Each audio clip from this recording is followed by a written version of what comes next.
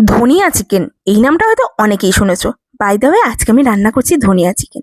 এখানে আমি ধনেপাতা আর কাঁচা লঙ্কা বেশ কিছুটা একটু গরম জলে আমি ভাপিয়ে নিয়েছি। তারপরে কি কাঁচা লঙ্কা আর ধনেপাতাটা একটা পেস্ট করে নিয়েছি। আর এখানে মাংসটা ভালোভাবে ধুয়ে ওখানে টক দই, ওই পেস্টের কিছুটা, একটু ভাজা মশলা, একটু নুন, একটু লঙ্কার গুঁড়ো, একটু কাশ্মীরি লঙ্কার গুঁড়ো, সাথে একটু সর্ষের তেল, এগুলো দিয়ে ভালোভাবে আমি মাংসটাকে ম্যারিনেট করে প্রায় আমি 30 থেকে 40 মিনিট রেখে দিয়েছি।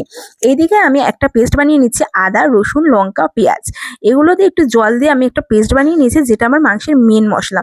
কড়াইতে আমি তেল দিয়ে দিলাম, তেলের মধ্যে একটু পেঁয়াজ ভেজে নিলাম। পেঁয়াজটা ভাজলে কিন্তু স্বাদটা একটু বেশি হয়, পেঁয়াজটা একটু বেশি করে একটু ব্রাউনি করে ভাজবে। তারপরে আমার যে মশলাটা বানানো ছিল সেটা আমি দিয়ে দিলাম। দেন এখানে আমি হলুদ দিলাম, সাথে একটু নুন অ্যাড করেছি। আর তারপরে একটু কষানোর পর কিন্তু এই মাংসটা আমি দিয়ে দিলাম। এটা দেওয়ার পর একটু ভালোভাবে নাড়াচাড়া করে কষিয়ে আর একটু বাকি যে ধনেপাতার পেস্টটা ছিল ওটা দিয়ে দিলাম। ওটা দেওয়ার পর আরও ভালো করে নাড়াচাড়া করার পর এখানে আমি এই ধনেপাতা ভাপানো যে জলটা রয়েছে ওটাই অ্যাড করেছি একটু গরম করে। তারপর আর কি দেখো, দেখতে অসাধারণ লেগেছে। একটু পাতিলেবুর রস দিয়ে সার্ভ করলে কিন্তু গরম ভাতে দারুণ লাগবে।